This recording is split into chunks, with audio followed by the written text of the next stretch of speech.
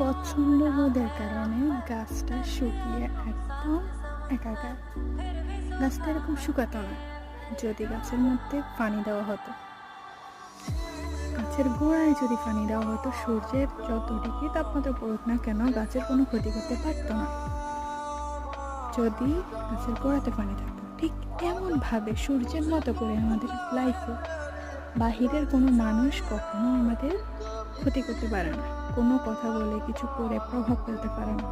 যদি না আমাদের পরিবার, প্রিয় মানুষগুলা স্ট্রং থাকে, সাহস যোগায় বা কোনো অপমান না করে, তাহলে আমরা অনেক স্ট্রং থাকি।